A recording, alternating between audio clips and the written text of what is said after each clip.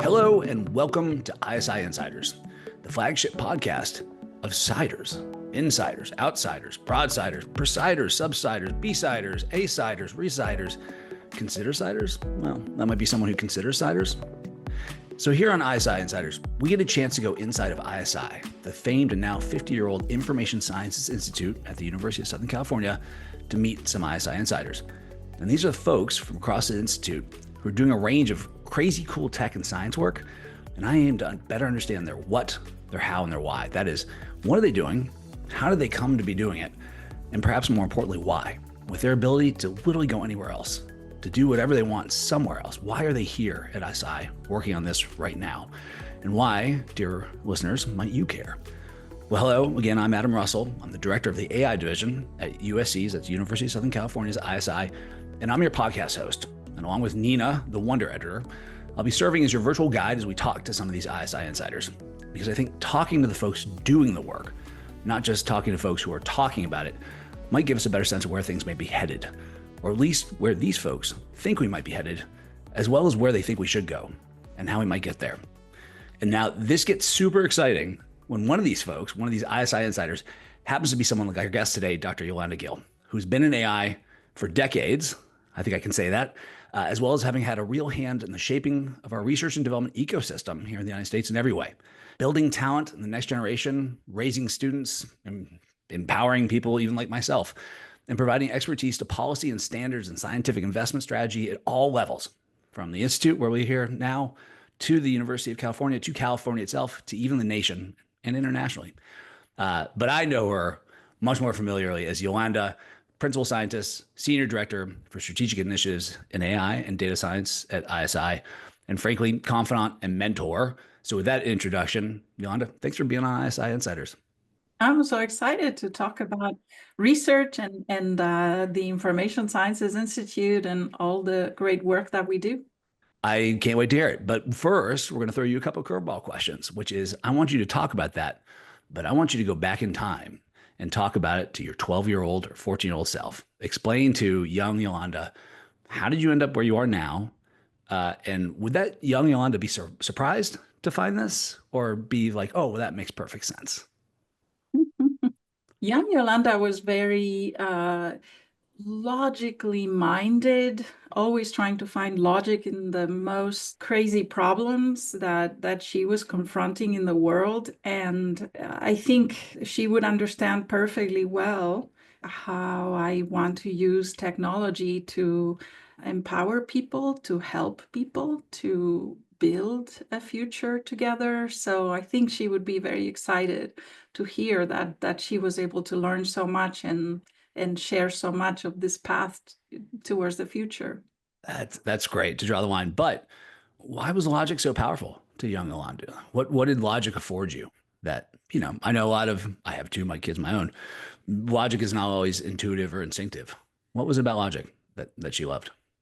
For me, logic helped structure the most complicated problems. For me, logic helped discern what was the key aspect that needs to be understood, what are superficial things that maybe are not a priority. Also, how to think of options that could connect with that logic and compare potential ways to change things. I've always been someone who thinks I'm not so much the person that tries to understand how things are, but immediately thinking of how could things be better and different, and build on exciting things that one might think of. So logic was a very powerful way forward. And of course, computer science was logic plus for me.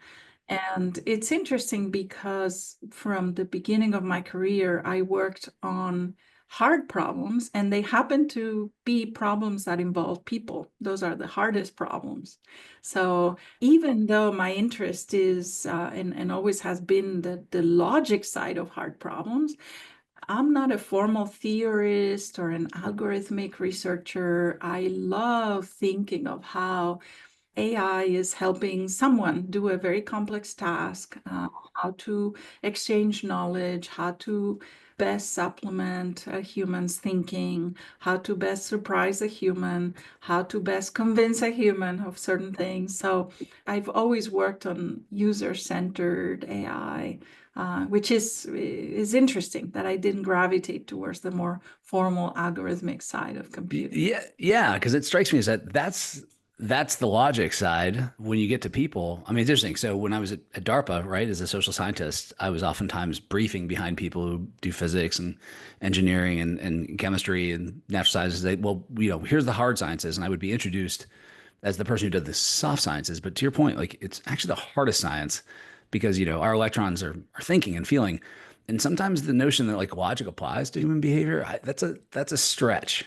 I can tell you it hardly ever does. So I remember I'll share that 20 years ago, I had a project with the Air Force to capture decision rationale. And I thought that that would help people make choices more efficiently and be Hmm. able to explain those choices. And so we looked at a lot of different kinds of problems. We did a lot of user studies, and pretty much my report of the project said, we had to give up. People don't think logically. We don't make decisions based on information.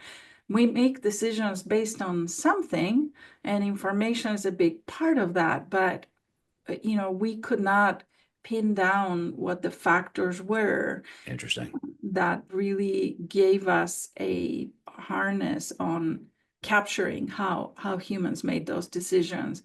And over the years, I really see that we are very much guided by, I don't know, you might call it intuition or Hmm. something that feels, I'm moving my fingers as in quotes, right? Something that feels right, or something that we believe is going to work, even though we can't, there's no logic behind it. We can explain away Right. it might work. We're very good at explaining away. I'll say that Oh, much. yeah. Very No, good. that's right. Yeah. We can always tell you why we did something, even if that's not at all true. Yes. Right. But even though humans have those challenges, I think Mhm. also, AI helps us think through things and, manage information, think differently. So I think there's a lot of value to investigating how AI helps people. Mhm. And I Mhm. always say that my hope for AI is that it will make us better people. Well, I mean, it is clear that our superpower as a species is, social learning and the ability to coordinate at scales, in part because, yeah, we pay attention to what other people are doing or other agents anyway, which is why, yeah, I take your point very seriously that it doesn't help to think of people as rational or irrational, but rather to think of them as social, right? Instead of understanding, therefore, what's salient. But back to young Yolanda then. I mean, you have to break it to her and say, hey, look, I know you love logic, but guess what? We're going to end up in a place where logic will only get you so far. It seems to me that it wasn't just logic, but also some sense of, I don't know, optimism that it doesn't matter how hard the problems are, that they're worth getting after and they can be gotten after. Was young Yolanda also an optimist? I don't think so, but Okay. young Yolanda always, always, always liked to think about the future and, the exciting things that humanity would embark on, and Huh. somehow had a thirst to be a part of that, to not just watch or critique, but to really take it on with gusto, and the fun that that would be, and the pride that that would give me, that I was being part of something to move humanity forward. It sounds very grandiose, but I think it was this desire to make the world a better place for every person.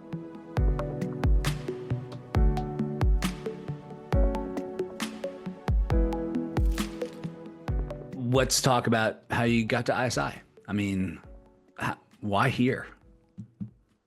Well, I finished my PhD and I was interviewing all over the country, academia, industry, all sorts of places. And I interviewed at ISI, and it was the most fun 2 days that I had in a long time. It was amazing. I went away thinking, these are really interesting people. These are people that I could collaborate with for years, which ended up being the case. Apparently true. Um, What has been the biggest change in the Institute since you've been here? in the Institute, well, I would say the biggest change has been really AI used to be the province of a few that worked on AI in their office. Nobody really minded. I tell these stories about going to cocktail parties with faculty or with friends. And if anyone asked, anyone else, what do you do?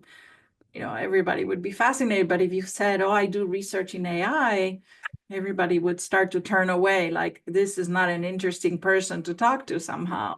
So I think that has been a significant change that has affected ISI. So I remember the days where the AI group was a pretty, stable group of people working on hard problems.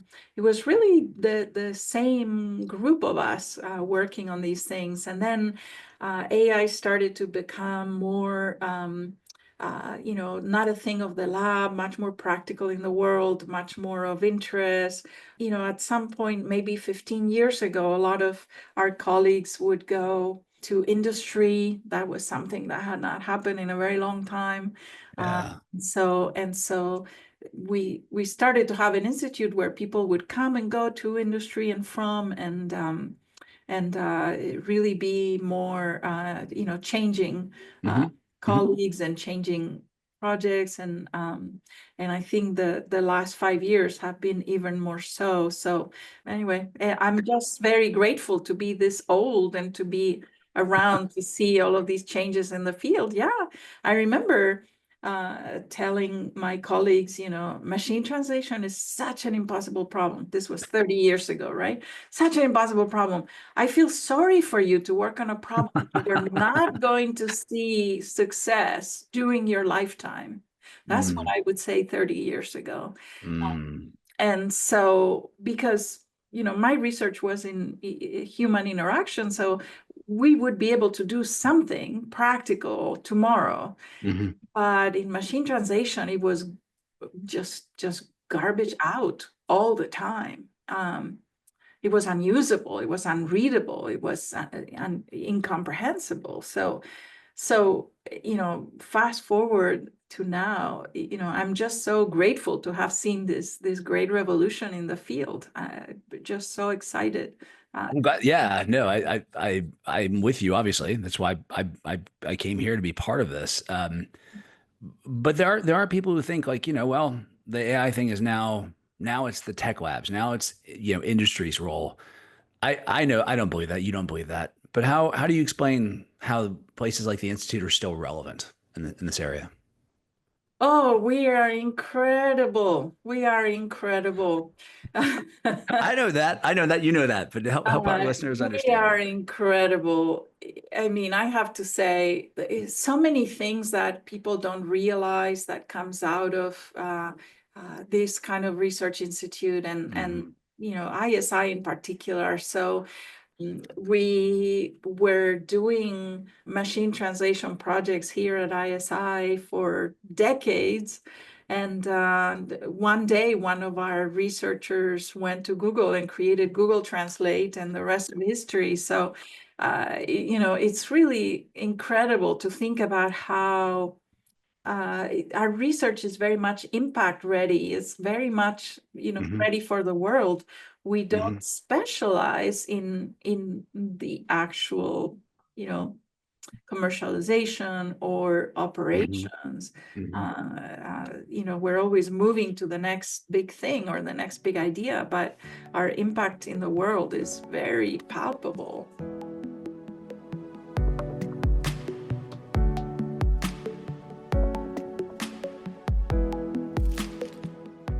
Based on what you've seen over the last, 10 years or so, what guidance would you give a a younger person who's looking to get into, I don't know, AI generally? Interpret that as you will. But no, but Yeah, where to I go? I always the place where I always start is imagine. Hmm. Imagine. So so today we hear so much about AI agents and the importance of agents, right? Yeah. At ISI, we created this agent system 20 years ago. It was called Electric Elves. It had many agents all around. Um, and each of us had our own personal elf, personal agent. And the agents would talk to each other and they would help support our activities. And it was so long ago that we were carrying Palm Pilots, if you remember. Oh, I do. Yeah, I do. Uh, Absolutely. but at that time, we just said, imagine Mhm. if there were AI agents that understood each of us, that were connected with our personal agendas and our personal plans and our personal preferences, and Hmm. it worked for us to support us and work with us every moment of the day. That's how we thought about it. And someday we will have this. Someday we will have not just an airline telling me that the flight is late, but my agent worrying about my plans for the day and the impact that that might have on my own life and my own schedule. So I think that's Imagine. always my advice. Start with, imagine. The other thing is that when I imagine things, I get excited, but I cannot tell you how excited I get to read the news, to read papers, to read articles and see what other people have imagined and what they've Yeah. done about those ideas. It's the most amazing way to spend time in this life, is just seeing what people are able to push forward and to imagine themselves that I didn't think of, or maybe I thought of it, but I didn't carry it through. But it's very exciting. It's very exciting, I find. Well, let me ask though, because I think there's a lot of discussion around AI hype as well, which that's the challenge of imagination is your imagination can run away with you to some degree and think like, well, therefore we can do all these other things right now. But I think the open question is where do we want to go? And I think all the better that you're on like the National Science Board to help foment that conversation around where do we want to go in a very real sense. I'm looking at my own daughters and thinking I'm going to have to help them become comfortable in part with some of this confusion, be comfortable with like not necessarily being able to predict this stuff. So maybe the world's filled with two people now. There are those who are confused and those who are pretending they're not, but are still sort of confused. But I am Um, very positive about the future. I'm very optimistic. I think, like I said before, I really believe that AI will make us be a better version of ourselves, better humans. I think it will call on, injustices in society, will call on, people's behaviors that are not, to be so tolerated. I do think that AI will make us question how we prioritize things, why we prioritize things, why we make decisions that are not necessarily logical. It's going to call on that. that's right. Finally So, understand ourselves better in some sense. yes, To, yes, yes. I uh, think I'm very hopeful, and I hope to live many, many years to either contribute to that future or, witness it and live through it. So, AI for health. I'm all in. Let's yeah. let's let's get that right.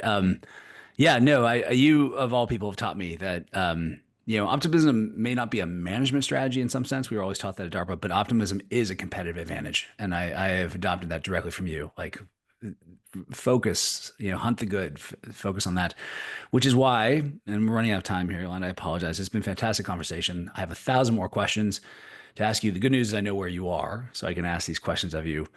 But we touched on your advice to people getting into this area. Probably advice for anybody is to imagine, right? Imagine what's possible. Well, I'm going to fail you because I cannot imagine. ISI without you, Yolanda. So Oh, I consider it an absolute privilege to be a colleague, and I'm going to call myself a friend of you here. Thank you for being on ISI Insiders. thank you, my friend. All right. Well, if you enjoy these short podcasts, please do what really only you can do, or at least we only want you to do because you're the ones actually listening to this. Rate us, score us, evaluate us, grade us, subscribe, spread the word, send us feedback, offer up additional questions if you have them. And of course, please just keep listening and learning. And then join us again for another episode of ISI Insiders, where we'll keep exploring, keep learning, keep humanizing this tech to help navigate our way through this weird world, trying to do what humans can do best when they face these kinds of challenges, working together as if all our lives depend on each other, because they do. So for now and for the future, fight on.